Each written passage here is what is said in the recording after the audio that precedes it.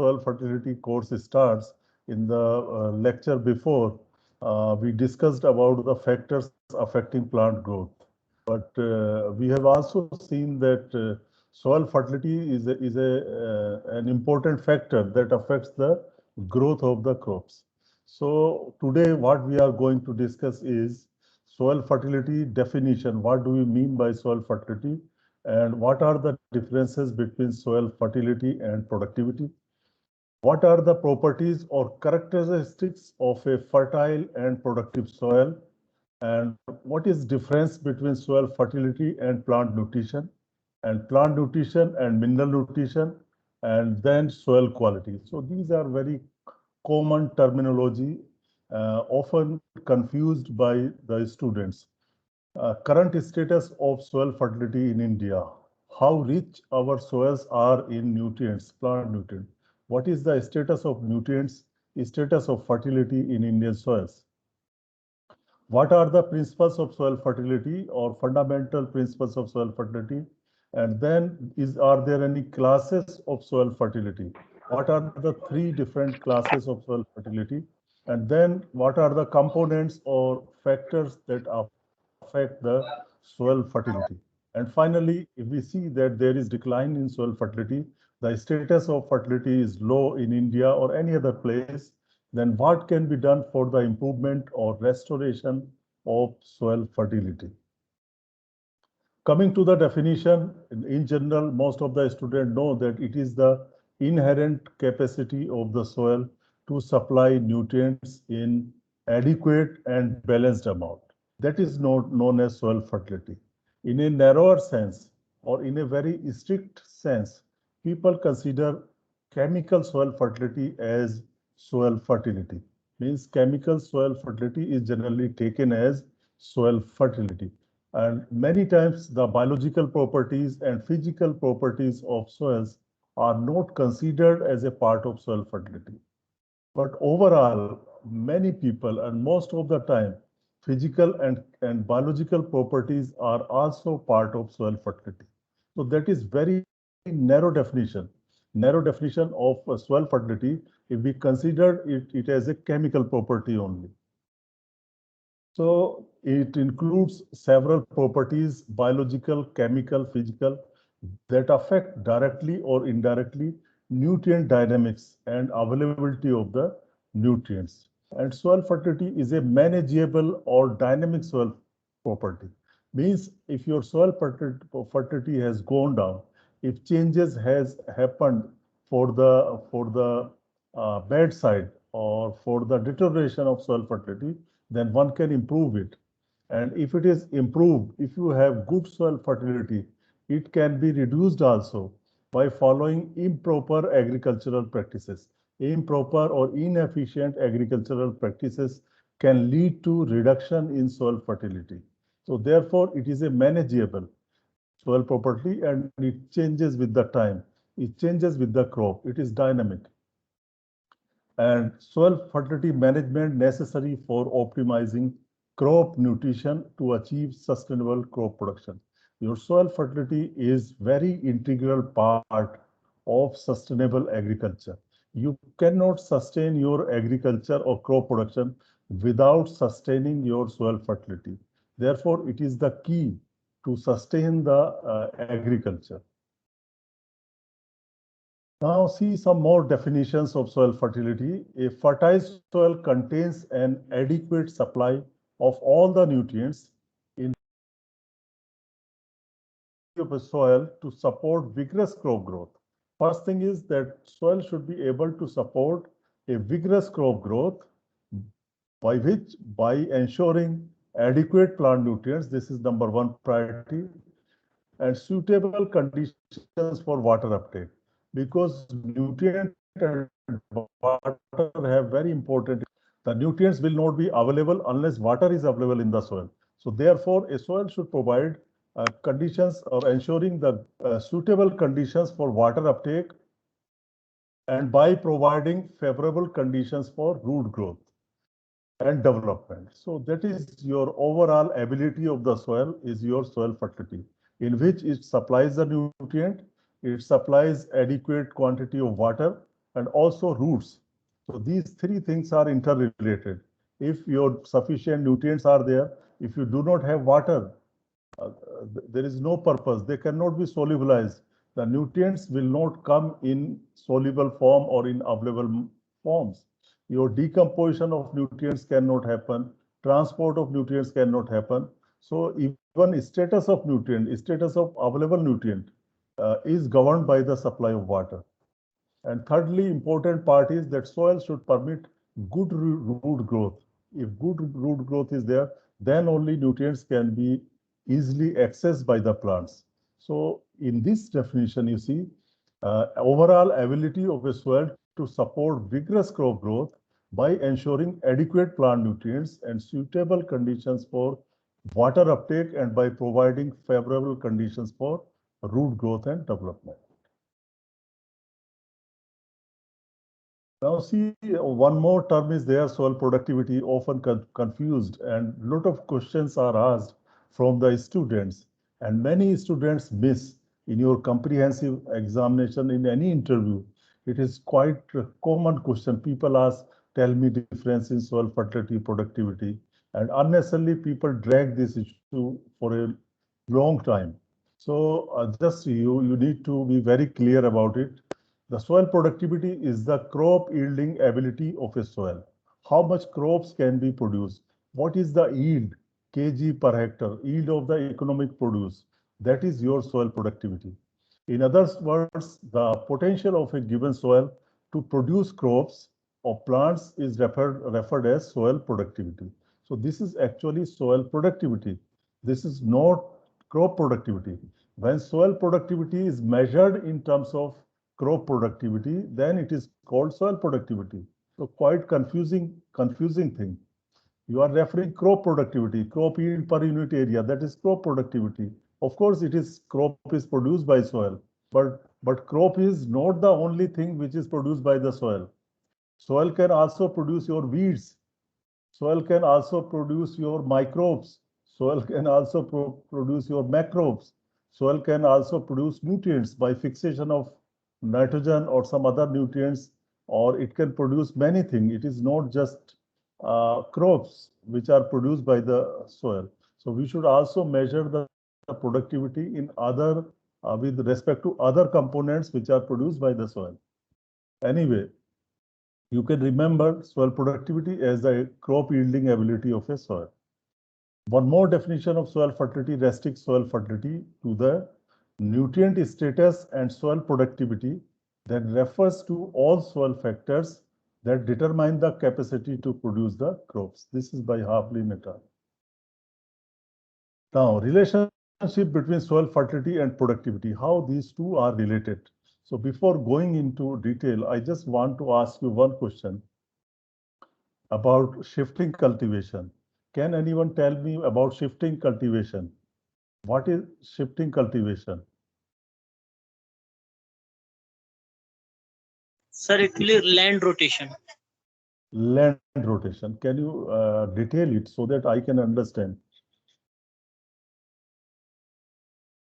Little more with more clarity. It is how this land rotation is done, how it is packaged. Growing a single crop uh, many years and then shifted to other lands and growing the same crop on that land. Fine. So shifting cultivation is practiced in certain areas of India, particularly in eastern India and maybe in central India also. So in this case, farmers clear the land. The land may be having forests, bushes, or vegetation, and then those lands are cleared. They may be burnt, they may be cut the way they like. They remove the vegetation, and then they continue to grow crops in that land for 3 years or 4 years till they get sufficient production. After 3 4 years, they go to the next patch of land where forest or plants are there, vegetation is there. They clear the land from the trees or vegetation, and then they start doing farming or crop production there. And after 3 4 years, they can move back to the soil where which was left after cultivation. So it is kind of rotation of land. That is very true. But in this case, the vegetation is removed and then cultivation is done. So my question is that in the first instance, when they remove the vegetation, they cultivated the land and then they abandon it. They move to another place. So what was the problem with the first place? They moved to another place. Was there reduction in productivity or was there reduction in fertility? Exhaust of soil So the fertility, fertility is still, sir. Fertility means exhaustion of fertility. Do you think that their main concern farmers are bothered about fertility more, or they are bothered more about the yield of the plants? Why farmer left? Do you think It's if more farmer about What was about the yield? reduction in yield due to decrease in fertility. Sir, actually, What about yield? continuous growing crops, yeah, exhausting the soil capacity to producing yield, maximum yield. Sir, I think sir, answer by all of you are almost right. Yeah. sir, the fertility can be utilized with the manures and others. Yes. So I think the yield will be related. Yielding Okay. will be related. Very good. So in this case, you see, many of you are saying that it is because of decline in fertility, and some are saying no, it is mainly decline in productivity. So overall, both are declining. Both are declining. Productivity is declining, fertility, and some of you have said that productivity is declining because of decline in fertility. So now, why I brought your attention to this point is that do you see any reason, any difference in fertility and productivity? Now, do you see any Soil difference in fertility? productivity is a broad term. Yes, They sir. are, they are very closely interlinked. They are interrelated, this fertility and productivity.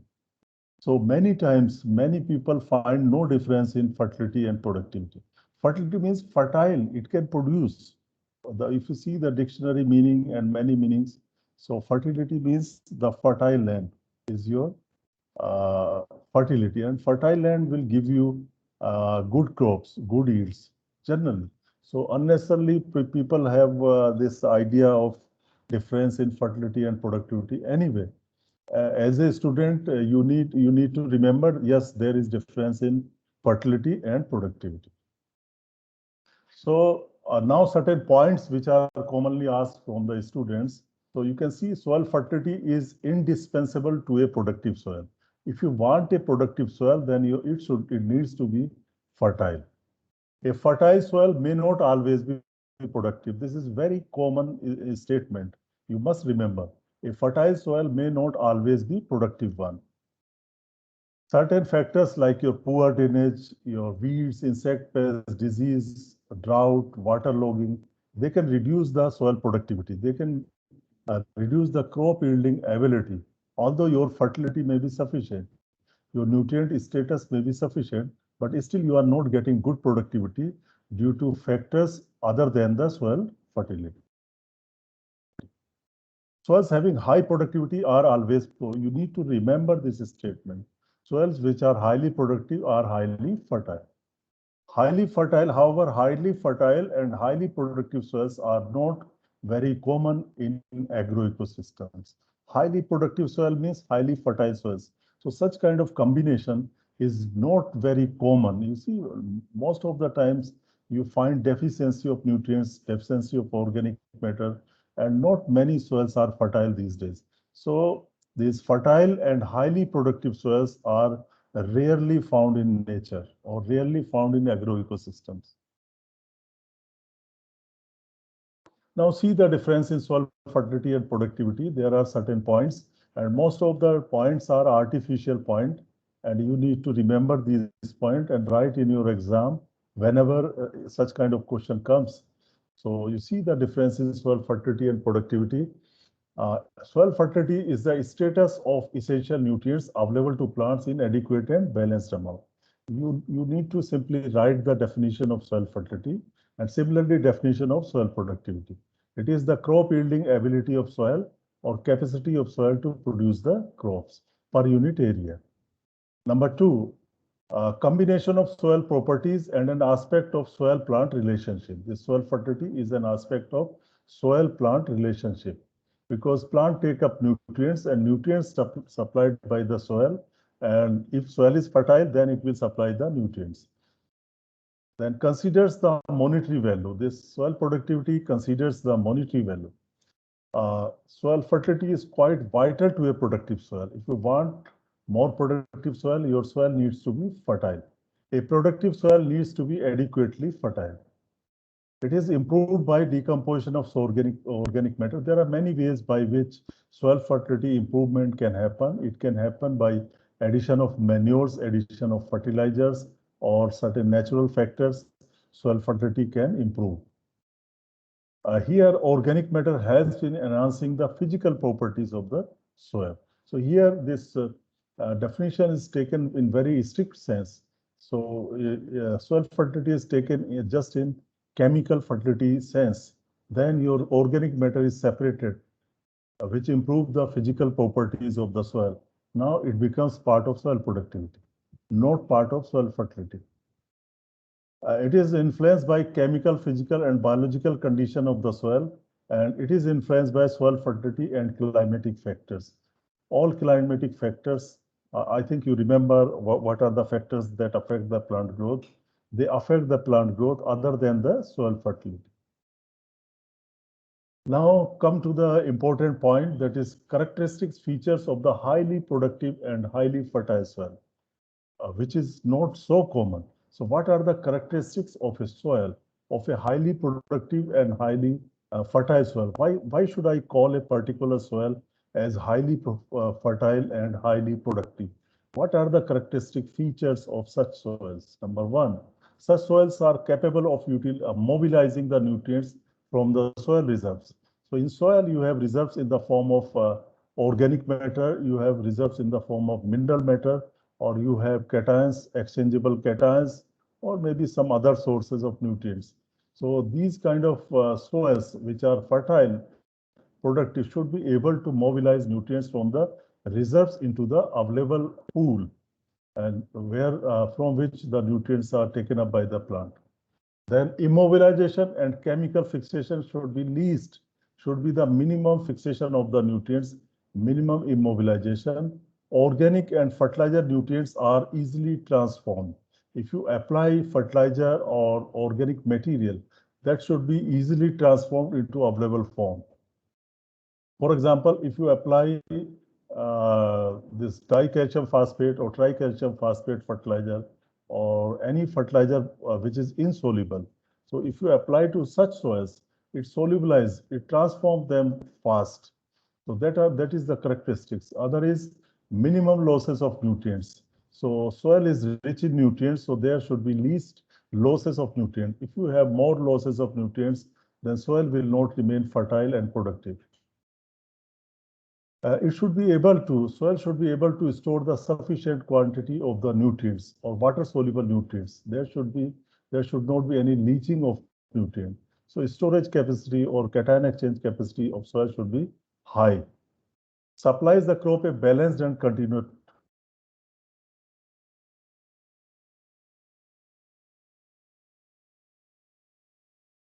soil should have at least optimum supply of water and maintains the acceptable level of soil aeration.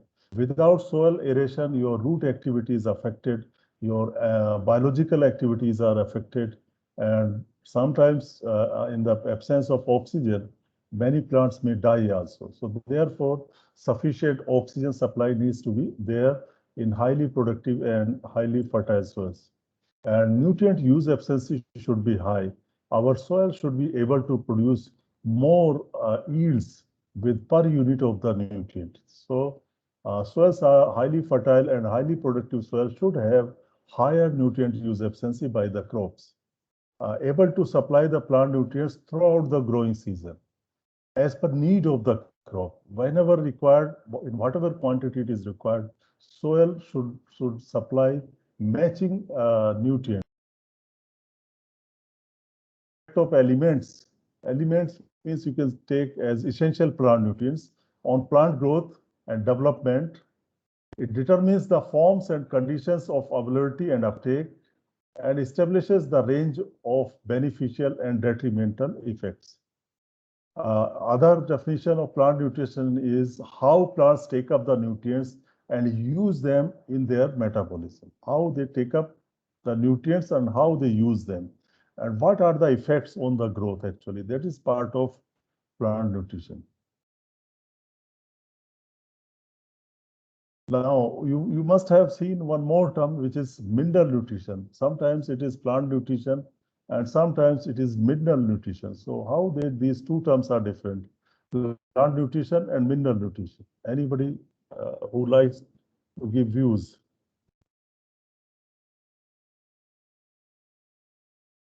Yeah, Abhijit, any idea? Sir, plant nutrition means sir plant कैसे Uptake करता है, and mineral nutrition means minerals कैसे plant में किस form में जाते हैं.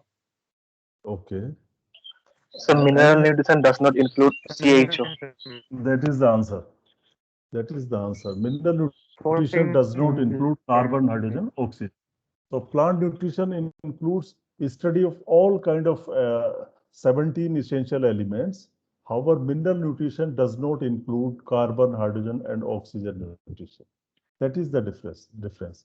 Here, minerals, you know, your rocks are there. In the beginning, weathering of rocks, soil science student might be knowing it.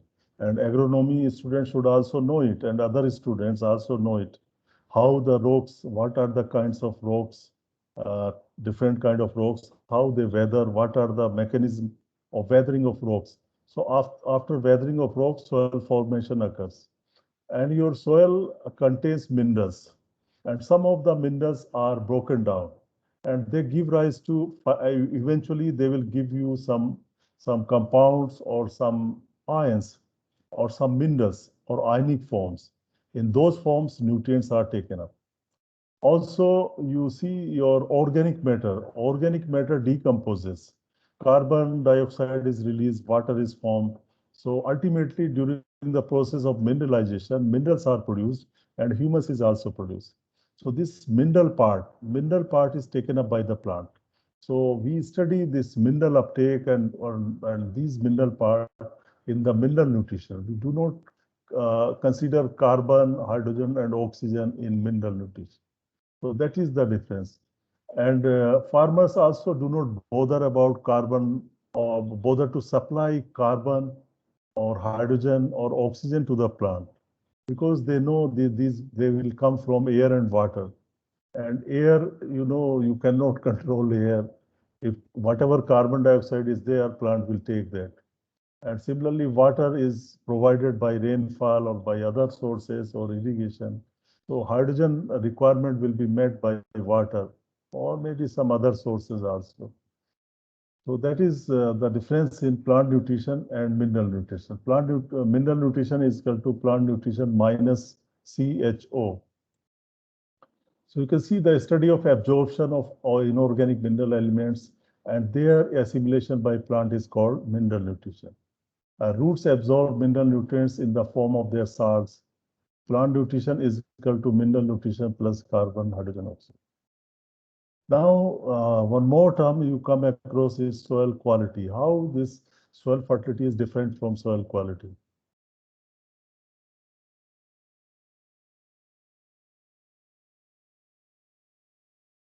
Yes. Anki Reddy, any comment on this soil fertility and quality? Sir, soil fertility was clear and the soil quality fertility is one of the and- component in soil quality. Okay. Yeah, Wahid, continue. and the quality may refers to its type of the soil, clay, loam, and others. It was my idea. Any other idea? So soil quality is related to soil health, means the amount of microorganism presents and other factors, physical factors, all are included in quality. Fertility factors also included in quality. Okay. So I think you have very rough idea, but many of you do not know what is soil quality. It seems, it looks to me that you do not. Many of you do not know what is soil quality. Sir, ability of a soil to perform a specific function. Yeah, that is right. or to Yeah, get fit into a particular phenomenon, sir. very good. So this is actually soil quality has different meaning for different people. In general, soil health and soil quality are taken as synonymously. Most of the time, the scientific literature or scientists, they like to use quality word. Our common press, media, and general public, they like to use soil health. But in scientific literature also, people use soil health, but more frequently they prefer the soil quality over soil health. This is one. Other is that the perception of soil quality varies with the individual. Now since we are dealing with the soil, so in that sense, in the sense of soil, what is meant by soil quality? So it is the kind of, as he told us, just a student told it, Tarun told, that it is the capacity or ability of a soil to perform certain functions. What we ask it to do, or to perform certain services which are expected from the soil.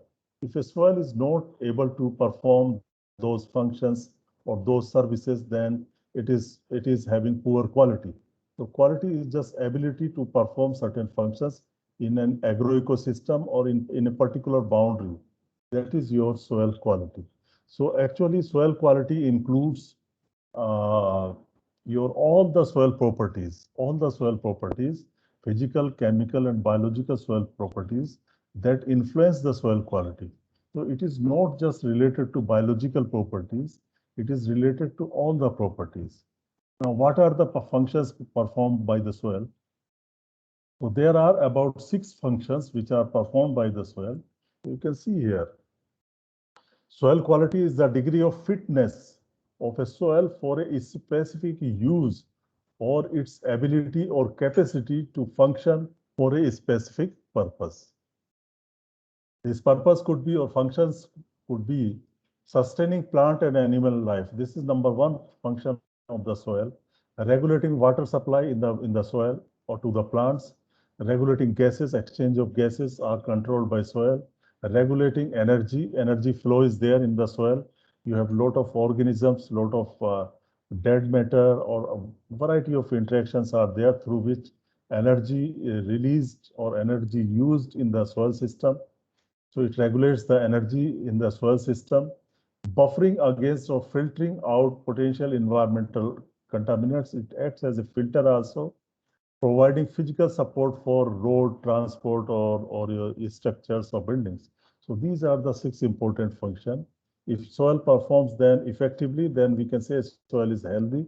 If these functions a soil is not able to perform, we can say it is not having good quality. Now question comes that just to finish this slide. For societal purposes, soil quality may be defined in terms of ability of soil to perform a number of functions or services. Protection of the environment. This is also a service of the soil. Maintenance of biodiversity. Disposal of the waste means this is detoxification or filtration. Production of food. So it can be put in different ways. Now question comes, how can I measure the soil quality? How to measure it, that how to compare two kind of soil, that this soil will have good health or good quality and this will have bad health or bad quality. So to measure it, we have devised certain indicators. So some soil quality indicators are there and some scoring system is there. Scoring system is there and people use soil quality index. So you can study in detail about soil quality index. Indicators are physical, chemical, and biological property. For example, in physical property, you can take structure or texture of the soil. So texture of soil is rated, say 1 to 10, grading is done, and they have defined that which texture or structure or texture will receive more marks and which will get less marks. So if it is coarse texture, I will give 5 marks. If it is fine texture or medium texture, I will give it 8 marks, and likewise. Some marking system is there for each and every indicator or quality parameters, soil quality parameter. And then they are summed up and they use certain formula, weightage, this and that. So overall, it is calculated weight of soil properties. The weight, respective weightage or weight is given to soil property and then somewhat summed up. Then soils having high soil quality index will be rated as having high quality or high health and otherwise low health. So you can learn from any literature, any book, what are soil quality index or what is soil quality indicators. Now see the current status of soil fertility in India. Are Indian soils rich in fertility? Are Indian soils good in fertility or poor? So you can see there is no one nutrient. We need to measure all the nutrients. We need to see the things in totality. So NPK is there, micronutrient are there, organisms are there, your organic matter is there. So we need to see all these properties to judge the current status of fertility of the soil. So long back, Mosara did analysis of soil samples of the whole country. And he said that 57% districts had low, 36% medium, and 7% high level of uplevel nitrogen. Then 51% districts had low, 40% medium, and 9% have high phosphorus levels. So you can see more than half Indian soils are deficient in nitrogen and phosphorus. Then in potassium, situation was better in 2002. 9% districts had low, 42% medium, and 49% high levels of available potassium. So whenever you are asked the status of fertility in India, you can give these kind of examples. Then micronutrient status, you can see 33% soils, Indian soils are deficient in boron, 8% in copper, 15% in iron, 44% in zinc, and 13% in molybdenum. For zinc now, people say it is 50% soils. 50% Indian soils are deficient in zinc. Now see organic matter also. So organic matter levels are also reducing in our soil. So long-term experiments have also proved that organic matter content is decreasing in soils. And in rice wheat cropping system, soil organic carbon declined from 0.5% in 1960s to 0.2% in 1990s. So very low levels of organic matter in soils. Continuous cultivation or multiple cropping, many crops, they reduce the organic matter content in soil.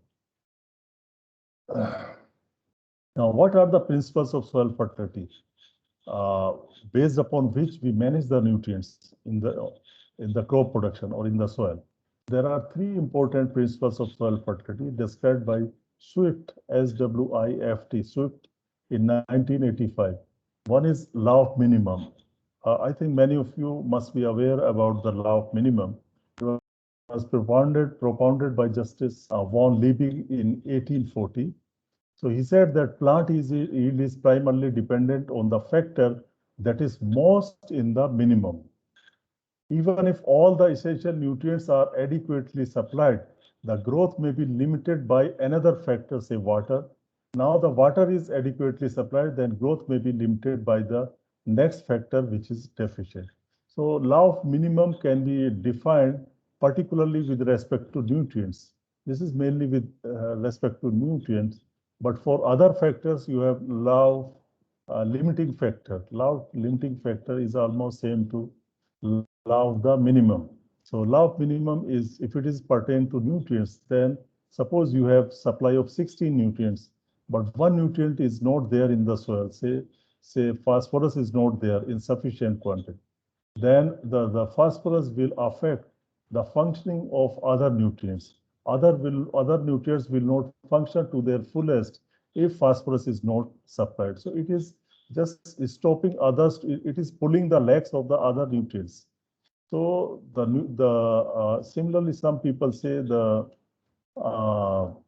strength of a chain is decided by the weakest link.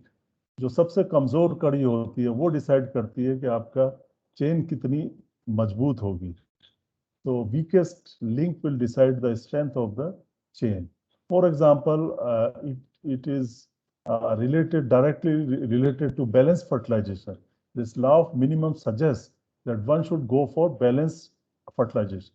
No nutrient should be so much deficient that others' performance is affected, and so some no nutrient should be in excess so that it affects the performance of other nutrients. That is concept of balanced fertilization. So I usually give example. Suppose you are going to have your lunch now, maybe in 10-15 minutes. You will have your lunch, you have your rice, curd, meat, egg, fruit, vegetable, everything is there in your lunch plate. But there is no salt in your food. There is no salt in your food. Would you eat the food? So definitely those, most of the people, normal people will not eat any food if salt is not there. Can you imagine eating your food without salt? I cannot eat without salt, but salt is needed in very small amount. So your rice, your dal, your chapati, all are useless if salt is not there in your food. So you see, it was needed in very lowest amount, and you could not use your protein, fat, lipid, this and that because of deficiency or shortage of salt in your food. So similarly, plants also, if one is missing, they cannot utilize the others. So that is your related to law of minimum. And then second, it is explained by the barrel, Liebig's barrel is there. So the shortest stave will decide the quantity of water in the barrel. Means quantity of water here is your growth of the plant. It is analogous to the growth of the plant. So growth of the plant or quantity of water in this barrel will be governed by the shortest stave. Now see this case, if there is no factor, see x-axis is your growth factor, y-axis is your growth. So if there is no limitation, it will go very increase at a faster rate. You know, there is no limitation. As you increase the quantity of the growth factor, the response is increasing. But in nature, it does not happen. You will get several factors. If you take law of minimum, so instead of variety, you can take nitrogen. In the beginning, your nitrogen can become deficient. Now you apply the nitrogen, then your growth will become linear. Then the phosphorus may become deficient, then zinc may become deficient, and so on. So it is not that if you apply all the factors at 100%, you will not get 100 multiple growth of their multiples. So it is nature's law that there is a limit. Some interaction is there. Interaction of growth factors is there. Now the next principle is synchrony. Principle of synchrony means you supply, soil fertility aims to supply the nutrients as per the requirement of the crop. In the beginning, the growth is slow, so requirement is less, and then the active vegetative growth starts in most of the cases. At that time, a plant needs more nutrients. So at that time, soil should be able to supply more nutrients, and then at the maturity time, it requires less nutrient. So as per requirement of the crop, the supply should be matched by the soil. So this is also important principle of soil fertility. Next is nutrient cycling. So you remove nutrients by different crops, remove the nutrients, and nutrients are also lost through different mechanisms, through soil erosion, through leaching, through volatilization. There are many ways by which nutrients are lost from the soil. So these nutrients should be brought back to the soil by some inputs. They need to be recycled or they need to be cycled back to the soil. So this is important principle of soil fertility. So how they can be brought back? Suppose you have removed the plant material, you can prepare the manure. You have taken the fodder plant from the soil. You can feed to the cattle and you can take back the dung into the soil. So whatever is possible, you should brought back to the soil. You should cycle that back to the soil. If at all there is shortage of nutrients, one can go for fertilizers also. So you can see there are some inputs and outputs. So inputs are organic manures, crop residues, chemical fertilizer, BNF, irrigation, water, atmospheric deposition. And there may be some output like crop harvest, erosion, and so on. So we need to bring back or cycle the nutrients. So these are the three important principles of soil fertility. Now you see classification of soil fertility or classes of soil fertility. There are three classes. One is biological, chemical, and physical. Biological class means this is the contribution of microbes. In soil, you have living things or microbes. How much part of nutrient requirement of the crop is supplied by the microbes? How much they are helping the plants to get the nutrient? That is your biological soil fertility. Similarly, chemical soil property, fertility, chemical fertility includes contribution of soil chemical properties like soil pH, your soil cation exchange capacity. Organic matter or humus is mostly considered as chemical soil property. However, some people consider it as a physical soil property, part of physical soil property, because it improves your structure of the soil. However, some microbiologists, they say that organic matter is biological soil property because it is food of the microbes or organisms.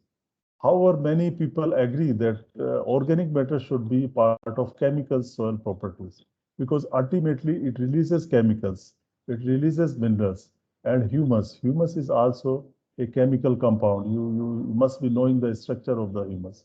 So therefore, many people think that organic matter is part of chemical property. pH, organic matter or humus or cation exchange capacity, anion exchange capacity, these are the chemical properties of the soil.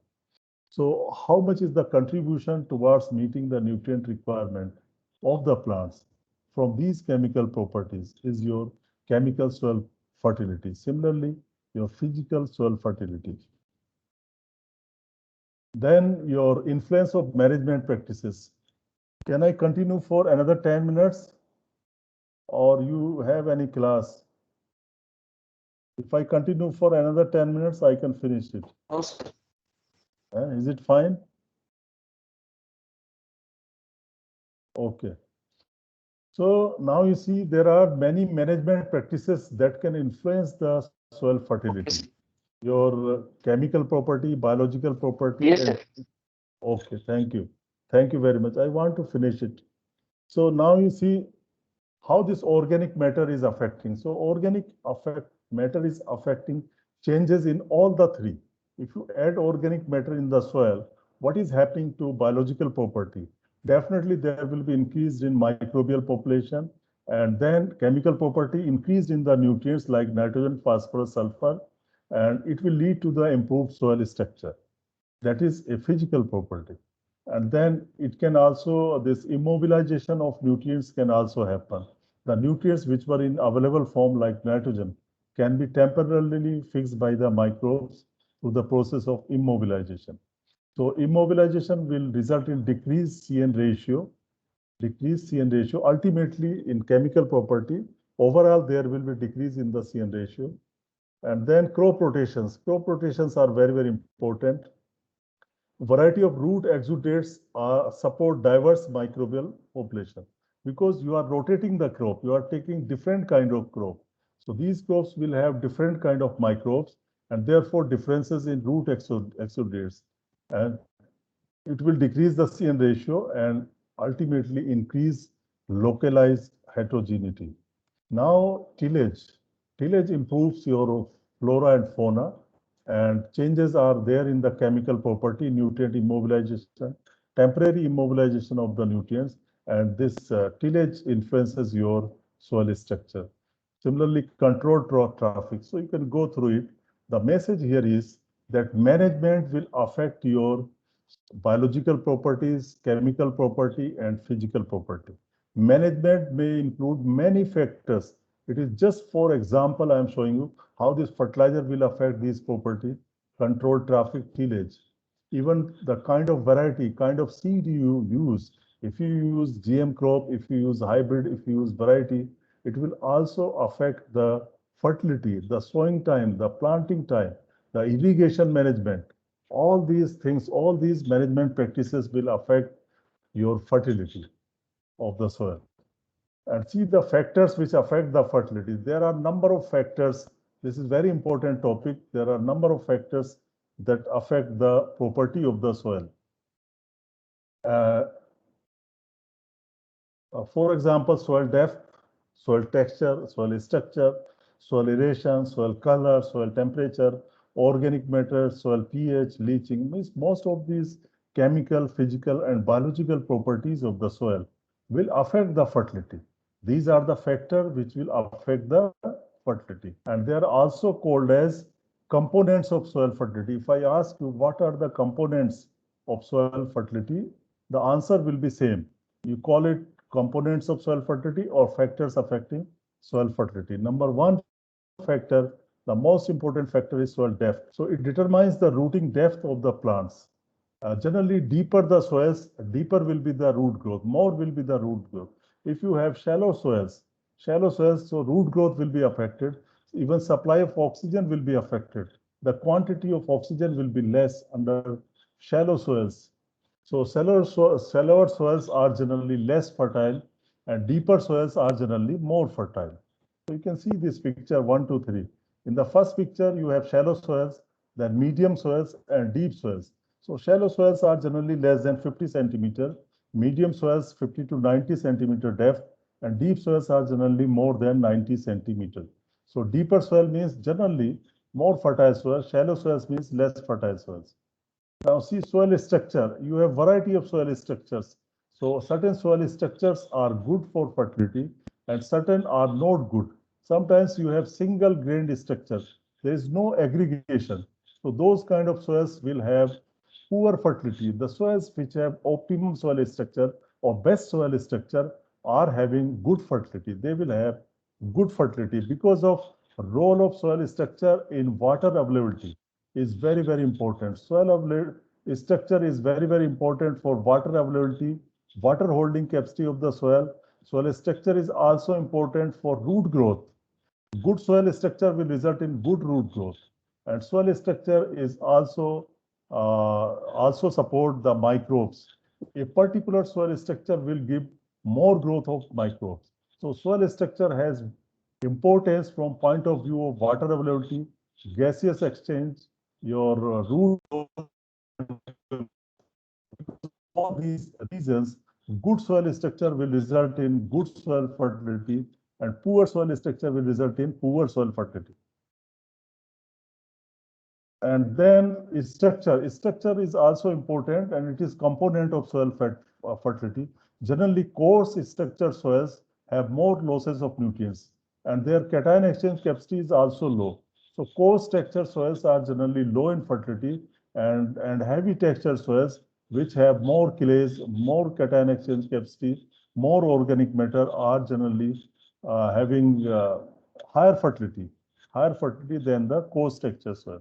These are very general statements, but definitely soil texture affects your fertility. So you can see this table, significance of soil texture on fertility. Indirectly soil texture will affect your water relations, like infiltration rate is high in light soil, low in heavy soil. So therefore losses of nutrient by leaching will be more in light soil or coarse texture soil than in heavy soil. Then permeability is high, low, plant available water is low and high, and you can see other parameters. So most of the parameters are in favor of the heavy soil. Then soil aeration. If proper soil aeration is there, your soil fertility will be more. If there is restricted aeration, means your nutrient release will be slow, microbial activity will be slow. So you need good aerated. Normally aerated soils have higher fertility than the poorly aerated soils. And then leaching, higher the leaching from the soil, less is the fertility. And if you have low leaching to soil fertility, content of nutrients, if there is high level of nutrient content in the soil, so that is naturally high in fertility. If by default nutrient content is low, certain soils, the nutrients have been removed by erosion or by crop uptake and not added, mining has happened, so level of nutrient is very low in the soil, then your fertility is low. If your levels is high, fertility is high. Then cation exchange capacity, higher the cation exchange capacity, higher is the fertility. Lower the CEC, lower is the fertility. In this picture, if you have more organic matter, more humus, then you will have higher cation exchange capacity. cation exchange capacity of the humus is more than vermiculite. So if you have more proportion of vermiculite or montmorillonite, then your CEC will be more, your fertility will be more. If you have more proportion of kaolinite or sand, then its CEC is low, so you will have lower soil fertility. Organic matter, definitely you understand the role of organic matter.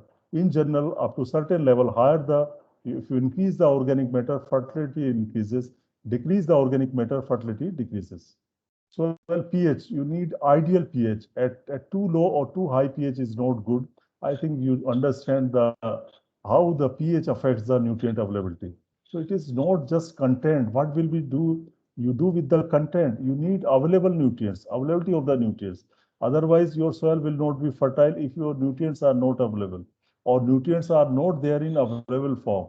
So pH affects the soil fertility. If your pH is too low, too high, generally fertility will be low. Ideal pH is say 6.5 to 7 or 7.5. Then content of detrimental or toxic substances. If you have poisonous things in your soil, if your soil is polluted by pesticide, by heavy metals, by sewage water, so on, then your fertility is low.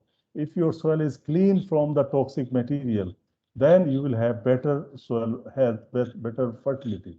Mainly because of these chemicals will have adverse effect on microbial activity or activity of the organism. Quantity and activity of organism. Higher the activity of microbe means higher is the fertility. And they are vice versa also. It is difficult to say. If your soil is fertile, that means it is understood that it has very good microbial activity. Other way around, if you have very good microbial activity, then it will make your soil fertile. So overall, quantity and activity of soil organism is generally high in fertile soil than in less fertile soil. And finally, the last slide is restoration of soil fertility. Means there may be deterioration of soil fertility. There may be reduction of soil fertility. How you can improve it? The first thing is that identify the problem related to soil fertility. First, you need to identify the reason why my soil fertility is low. Is it due to organic matter? Is it due to microbial activity, reduced microbial activity? Is it due to pH? Is it due to what is the reason for low fertility of my soil? So first, identification of the problem is very, very important. Like in case of human disease, if you cannot identify, I have corona and I am given medicine of malaria, how I can, my problem will be corrected. So correct diagnosis is important. If I know what has happened to my soil, I can make that. So first thing is that identify the problem related to, is it due to nitrogen deficiency? Then I can go for soil fertility evaluation. I can go for soil testing, and several methods or techniques are there to identify the soil fertility problem. And once I have identified the problem, I can correct it. I can go for correction of the problem, and correction of the problem can be achieved mainly by balanced fertilization is one option. Your integrated nutrient management is another option. Your whole course will go towards balanced fertilization and integrated nutrient management. These are the only two strategies which are part of this course, and your whole course will revolve around the balanced fertilization and INM. INM includes your organic manures, your all kind of organic sources, biofertilizers, fertilizers, crop rotations, and correction of soil pH. So this ends today's lecture. Now your questions, first of all, thank you for your patience. And now your questions are open.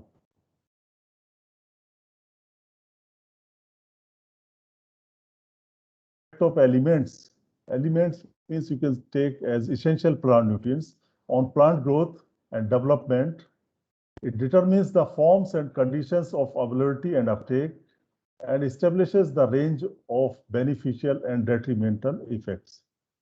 Other definition of plant nutrition is how plants take up the nutrients and use them in their metabolism. How they take up the nutrients and how they use them. And what are the effects on the growth actually? That is part of plant nutrition.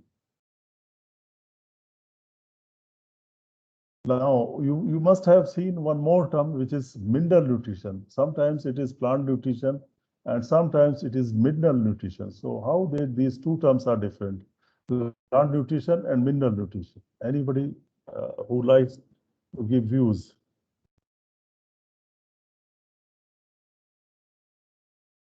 Yeah, Abhijit, any idea?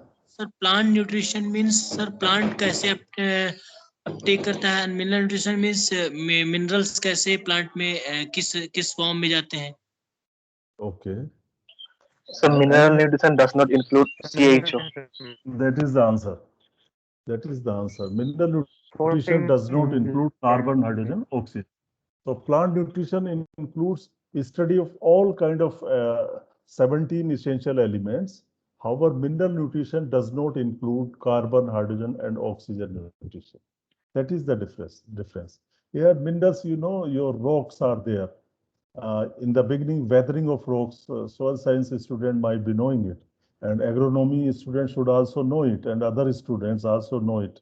How the rocks, what are the kinds of rocks, different kind of rocks, how they weather, what are the mechanism of weathering of rocks. So after weathering of rocks, soil formation occurs, and your soil contains minerals, and some of the minerals are broken down, and they give rise to, eventually they will give you some compounds or some ions or some minerals or ionic forms.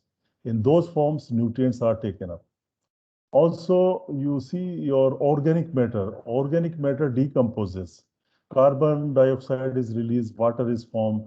So ultimately, during the process of mineralization, minerals are produced and humus is also produced. So this mineral part is taken up by the plant. So we study this mineral uptake and these mineral part in the mineral nutrition. We do not consider carbon, hydrogen, and oxygen in mineral nutrition. So that is the difference.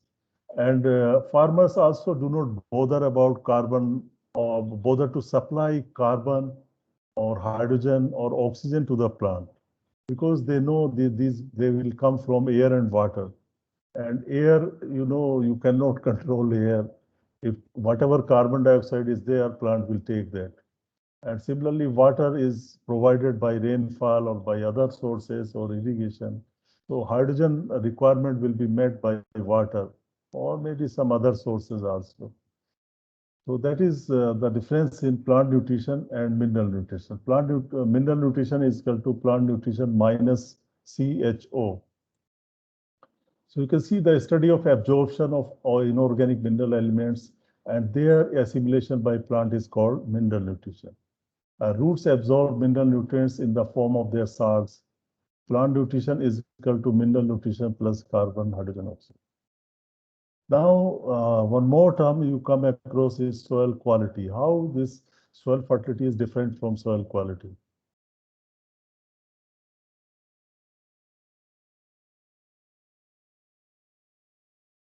Yes.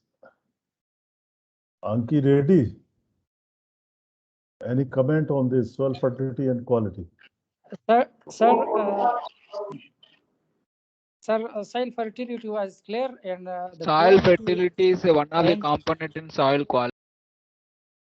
Okay. Yeah, Wahid, continue. and the quality may refers to its type of the soil, clay, loam, and others. It was my idea. Any other idea? So soil quality is related to soil health, means the amount of microorganisms present and other factors, physical factors, all are included in quality. Fertility factors also included in quality. Okay. So I think you have very rough idea, but many of you do not know what is soil quality. It seems, it looks to me that you do not. Many of you do not know what is soil quality. Sir, ability of a soil to perform a specific function Yeah, that is right. or to Yeah, get fit into a particular phenomenon, sir. very good. So this is actually soil quality has different meaning for different people. In general, soil health and soil quality are taken as synonymously. Most of the time, the scientific literature or scientists, they like to use quality word. Our common press, media, and general public, they like to use soil health. But in scientific literature also, People use soil health, but more frequently they prefer the soil quality over soil health. This is one. Other is that the perception of soil quality varies with the individual. Now since we are dealing with the soil, so in that sense, in the sense of soil, what is meant by soil quality? So it is the kind of, as he told us, just a student told, Tarun told, that it is the capacity or ability of a soil to perform certain functions. What we ask it to do, or to perform certain services which are expected from the soil. If a soil is not able to perform those functions or those services, then it is having poor quality. So quality is just ability to perform certain functions in an agroecosystem or in a particular boundary. That is your soil quality. So actually soil quality includes your all the soil properties, physical, chemical, and biological soil properties that influence the soil quality. So it is not just related to biological properties, it is related to all the properties. Now, what are the functions performed by the soil? So there are about 6 functions which are performed by the soil. You can see here. Soil quality is the degree of fitness of a soil for a specific use or its ability or capacity to function for a specific purpose. This purpose could be, or functions could be, sustaining plant and animal life. This is number one function of the soil. Regulating water supply in the soil or to the plants. Regulating gases, exchange of gases are controlled by soil. Regulating energy flow is there in the soil. You have lot of organisms, lot of dead matter, or a variety of interactions are there through which energy released or energy used in the soil system. So it regulates the energy in the soil system, buffering against or filtering out potential environmental contaminants. It acts as a filter also, providing physical support for road transport or your structures or buildings. So these are the 6 important functions. If soil performs then effectively, then we can say soil is healthy. If these functions a soil is not able to perform, we can say it is not having good quality. Now question comes just you finish this slide. For societal purposes, soil quality may be defined in terms of ability of soil to perform a number of functions or services. Protection of the environment. This is also a service of the soil. Maintenance of biodiversity. Disposal of the waste means this is detoxification or filtration. Production of food. So it can be put in different ways. Now question comes, how can I measure the soil quality? How to measure it, that how to compare two kind of soil, that this soil will have good health or good quality and this will have bad health or bad quality. So to measure it, we have devised certain indicators. So some soil quality indicators are there and some scoring system is there. Scoring system is there and people use soil quality index. So you can study in detail about soil quality index. Indicators are physical, chemical, and biological property. For example, in physical property, you can take structure or texture of the soil.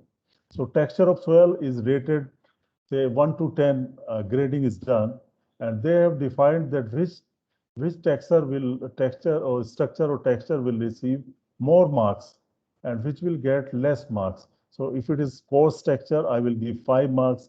If it is fine texture or medium texture, I will give it 8 marks, and likewise. Some marking system is there for each and every indicator or quality parameters, soil quality parameter. And then they are summed up and they use certain formula, weightage, this and that. So overall, it is calculated weight of soil properties. The weight, respective weightage or weight is given to soil property and then somewhat summed up. Then soils having high soil quality index will be rated as having high quality or high health and otherwise low health. So you can learn from any literature, any book, what are soil quality index or what is soil quality indicators. Now see the current status of soil fertility in India. Are Indian soils rich in fertility? Are Indian soils good in fertility or poor? So you can see there is no one nutrient. We need to measure all the nutrients. We need to see the things in totality. So NPK is there, micronutrient are there, organisms are there, your organic matter is there. So we need to see all these properties to judge the current status of fertility of the soil. So long back, Mosara did analysis of soil samples of the whole country. And he said that 57% districts had low, 36% medium, and 7% high level of uplevel nitrogen. Then 51% districts had low, 40% medium, and 9% have high phosphorus levels. So you can see more than half Indian soils are deficient in nitrogen and phosphorus. Then in potassium, situation was better in 2002. 9% districts had low, 42% medium, and 49% high levels of available potassium. So whenever you are asked the status of fertility in India, you can give these kind of examples. Then micronutrient status, you can see 33% soils, Indian soils are deficient in boron, 8% in copper, 15% in iron, 44% in zinc, and 13% in molybdenum. For zinc now, people say it is 50% soils. 50% Indian soils are deficient in zinc. Now see organic matter also. So organic matter levels are also reducing in our soil. So long-term experiments have also proved that organic matter content is decreasing in soils. And in rice wheat cropping system, soil organic carbon declined from 0.5% in 1960s to 0.2% in 1990s. So very low levels of organic matter in soils. Continuous cultivation or multiple cropping and many crops, they reduce the organic matter content in soil. Now, what are the principles of soil fertility based upon which we manage the nutrients in the crop production or in the soil? There are three important principles of soil fertility described by Swift, SWIFT, Swift in 1985. One is law of minimum. I think many of you must be aware about the law of minimum. It was propounded by Justice von Liebig in 1840. So he said that plant yield is primarily dependent on the factor that is most in the minimum. Even if all the essential nutrients are adequately supplied, the growth may be limited by another factor, say water. Now the water is adequately supplied, then growth may be limited by the next factor which is deficient. So law of minimum can be defined particularly with respect to nutrients. This is mainly with respect to nutrients, but for other factors you have law of limiting factor. Law of limiting factor is almost same to law of the minimum. So law of minimum is, if it is pertain to nutrients, then suppose you have supply of 16 nutrients, but one nutrient is not there in the soil, say phosphorus is not there in sufficient quantity, then the phosphorus will affect the functioning of other nutrients. Other nutrients will not function to their fullest if phosphorus is not supplied. So it is just stopping others, it is pulling the legs of the other nutrients. So similarly, some people say the strength of a chain is decided by the weakest link. जो सबसे कमजोर कड़ी होती है वो decide करती है कि आपका चेन कितनी मजबूत होगी. So weakest link will decide the strength of the chain. For example, it is directly related to balanced fertilization. This law of minimum suggests that one should go for balanced fertilization. No nutrient should be so much deficient that others' performance is affected, and so no nutrient should be in excess so that it affects the performance of other nutrients. That is concept of balanced fertilization. So I usually give example. Suppose you are going to have your lunch now, maybe in 10-15 minutes. You will have your lunch, you have your rice, curd, meat, egg, fruit, vegetable, everything is there in your lunch plate. But there is no salt in your food. There is no salt in your food. Would you eat the food? So definitely those, most of the people, normal people will not eat any food if salt is not there. Can you imagine eating your food without salt? I cannot eat without salt, but salt is needed in very small amount. So your rice, your dal, your chapati, all are useless if salt is not there in your food. So you see, it was needed in very lowest amount, and you could not use your protein, fat, lipid, this and that because of deficiency or shortage of salt in your food.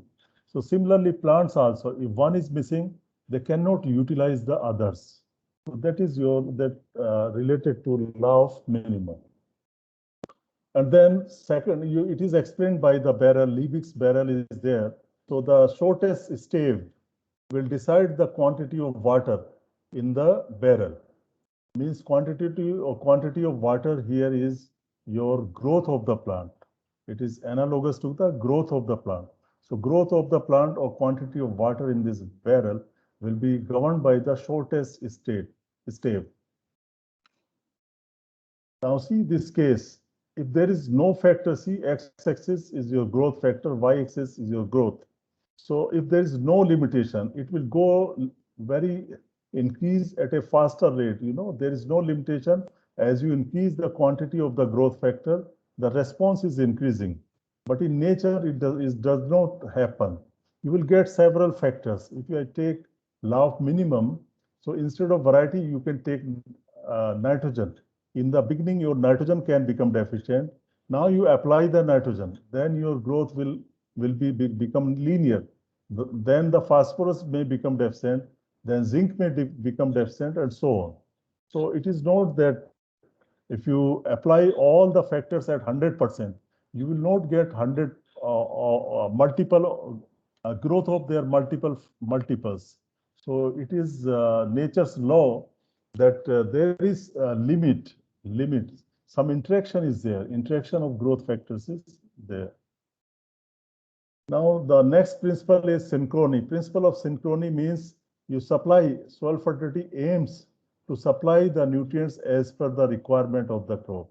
In the beginning, the growth is slow, so requirement is less, and then the active vegetative growth starts in most of the cases. At that time, a plant needs more nutrients. So at that time, soil should be able to supply more nutrients, and then at the maturity time, it requires less nutrient. So as per requirement of the crop, the supply should be matched by the soil. So this is also important principle of soil fertility. Next is nutrient cycling. So you remove nutrients by different crops, remove the nutrients, and nutrients are also lost through different mechanisms, through soil erosion, through leaching, through volatilization. There are many ways by which nutrients are lost from the soil. So these nutrients should be brought back to the soil by some inputs. They need to be recycled or they need to be cycled back to the soil. So this is important principle of soil fertility. So how they can be brought back? Suppose you have removed the plant material, you can prepare the manure.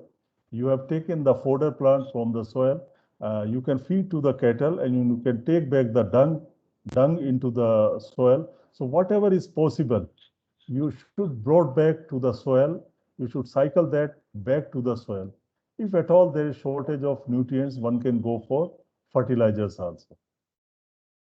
So you can see there are some inputs and outputs. So inputs are organic manures, crop residues, chemical fertilizer, BNF, irrigation, water, atmospheric deposition. And there may be some output like crop harvest, erosion, and so on. So we need to bring back or cycle the nutrients. So these are the three important principles of soil fertility. Now you see classification of soil fertility or classes of soil fertility. There are three classes. One is biological, chemical, and physical. Biological class means this is the contribution of microbes. In soil, you have living things or microbes. How much part of nutrient requirement of the crop is supplied by the microbes? How much they are helping the plants to get the nutrient? That is your biological soil fertility.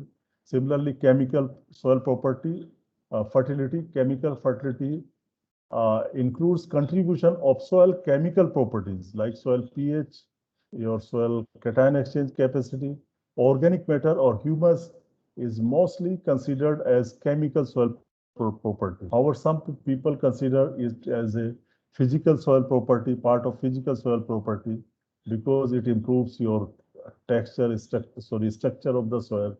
However, some microbiologists, they say that organic matter is biological soil property because it is food of the microbes or organisms.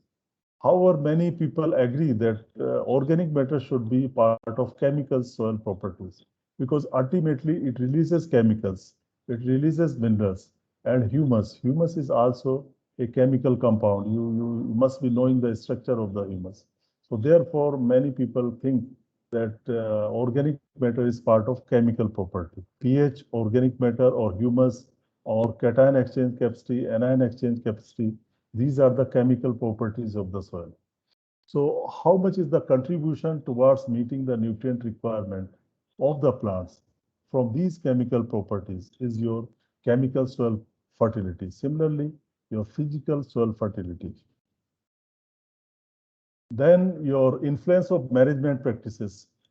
Can I continue for another 10 minutes or you have any class? If I continue for another 10 minutes, I can finish it. Is it fine? Okay. So now you see there are many management practices that can influence the soil fertility. Your chemical property, biological property. Yes, sir. Okay, thank you. Thank you very much. I want to finish it. So now you see how this organic matter is affecting. So organic matter is affecting changes in all the three. If you add organic matter in the soil, what is happening to biological property? Definitely there will be increase in microbial population and then chemical property increased in the nutrients like nitrogen, phosphorus, sulfur, and it will lead to the improved soil structure. That is a physical property. And then it can also, this immobilization of nutrients can also happen. The nutrients which were in available form like nitrogen can be temporarily fixed by the microbes through the process of immobilization. So immobilization will result in decreased CN ratio, ultimately in chemical property. Overall, there will be decrease in the CN ratio. And then crop rotations. Crop rotations are very, very important. Variety of root exudates support diverse microbial population because you are rotating the crop, you are taking different kind of crop.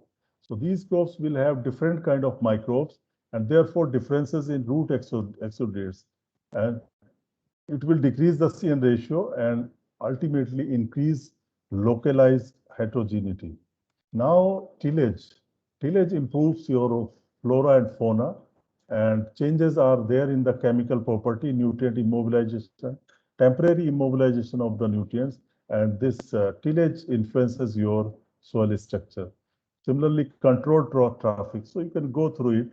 The message here is that management will affect your biological properties, chemical property, and physical property. Management may include many factors. It is just for example, I am showing you how this fertilizer will affect these property, control traffic, tillage.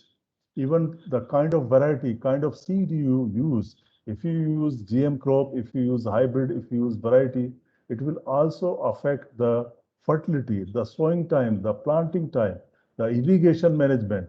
All these things, all these management practices will affect your fertility of the soil. And see the factors which affect the fertility. There are number of factors.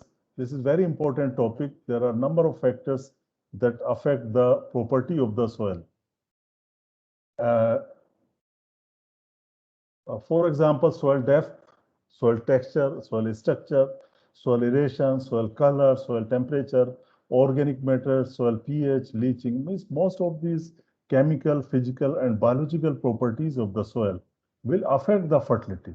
These are the factors which will affect the fertility. And they are also called as components of soil fertility. If I ask you what are the components of soil fertility, the answer will be same. You call it components of soil fertility or factors affecting soil fertility. Number one factor, the most important factor is soil depth. So it determines the rooting depth of the plants. Generally, deeper the soils, deeper will be the root growth, more will be the root growth. If you have shallow soils, so root growth will be affected. Even supply of oxygen will be affected. The quantity of oxygen will be less under shallow soils.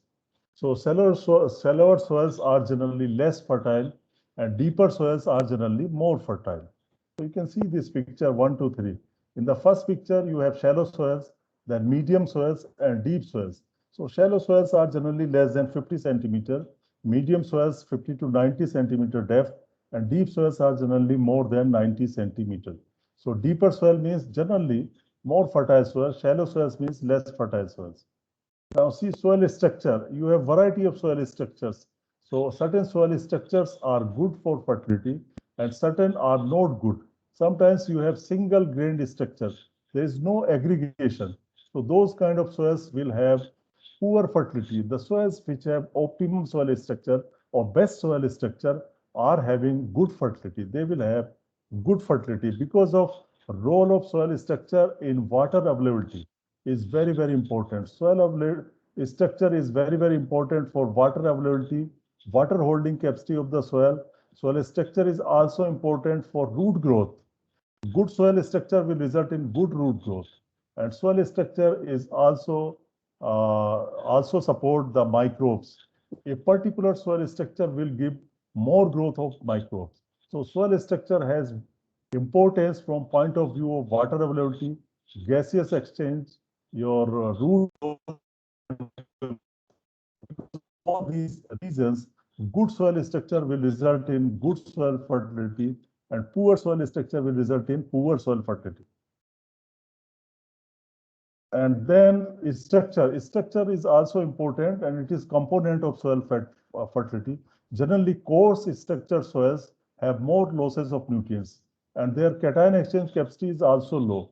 So coarse textured soils are generally low in fertility, and heavy textured soils, which have more clays, more cation exchange capacity, more organic matter, are generally having higher fertility than the coarse textured soil. These are very general statements, but definitely soil texture affects your fertility. So you can see this table, significance of soil texture on fertility. Indirectly soil texture will affect your water relations, like infiltration rate is high in light soil, low in heavy soil. So therefore losses of nutrient by leaching will be more in light soil or coarse texture soil than in heavy soil. Then permeability is high, low, plant available water is low and high, and you can see other parameters. So most of the parameters are in favor of the heavy soil. Then soil aeration. If proper soil aeration is there, your soil fertility will be more. If there is restricted aeration, means your nutrient release will be slow, microbial activity will be slow.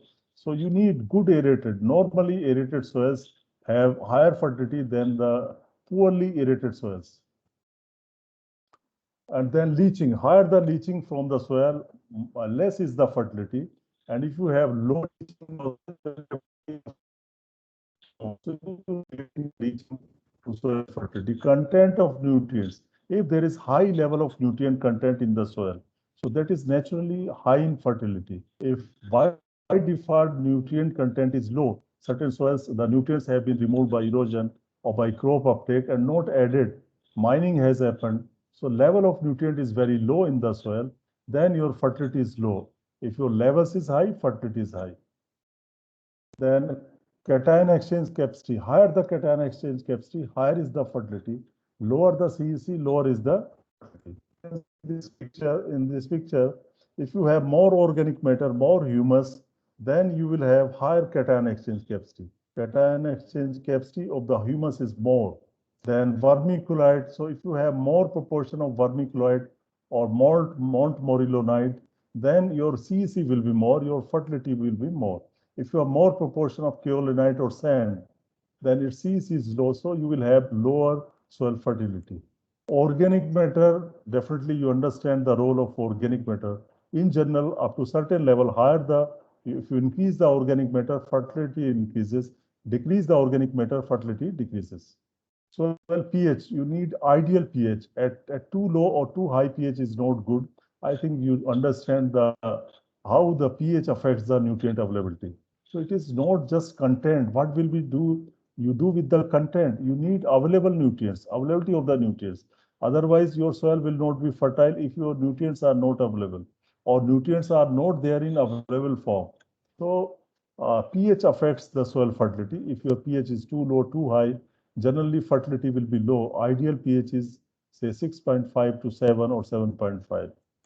Then content of detrimental or toxic substances. If you have poisonous things in your soil, if your soil is polluted by pesticide, by heavy metals, by sewage water, so on, then your fertility is low.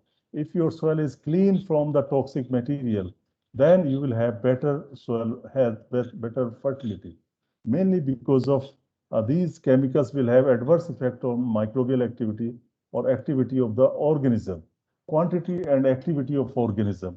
Higher the activity of microbe means higher is the fertility. And they are vice versa also. It is difficult to say. If your soil is fertile, that means it is understood that it has very good microbial activity. Other way around, if you have very good microbial activity, then it will make your soil fertile. So overall, quantity and activity of soil organism is generally high in fertile soil than in less fertile soil. And finally, the last slide is restoration of soil fertility. Means there may be deterioration of soil fertility. There may be reduction of soil fertility. How you can improve it? The first thing is that identify the problem related to soil fertility. First, you need to identify the reason why my soil fertility is low. Is it due to organic matter? Is it due to microbial activity, reduced microbial activity? Is it due to pH? Is it due to what is the reason for low fertility of my soil? So first, identification of the problem is very, very important. Like in case of human disease, if you cannot identify, I have corona and I am given medicine of malaria, how my problem will be corrected. So correct diagnosis is important. If I know what has happened to my soil, I can make that. So first thing is that identify the problem related to, is it due to nitrogen deficiency? Then I can go for soil fertility evaluation. I can go for soil testing, and several methods or techniques are there to identify the soil fertility problem. And once I have identified the problem, I can correct it. I can go for correction of the problem, and correction of the problem can be achieved mainly by balanced fertilization is one option. Your integrated nutrient management is another option. Your whole course will go towards balanced fertilization and integrated nutrient management. These are the only two strategies which are part of this course, and your whole course will revolve around the balanced fertilization and INM. INM includes your organic manures, your all kind of organic sources, biofertilizers, fertilizers, crop rotations, and correction of soil pH. So this ends today's lecture. Now your questions, first of all, thank you for your patience. And now your questions are open.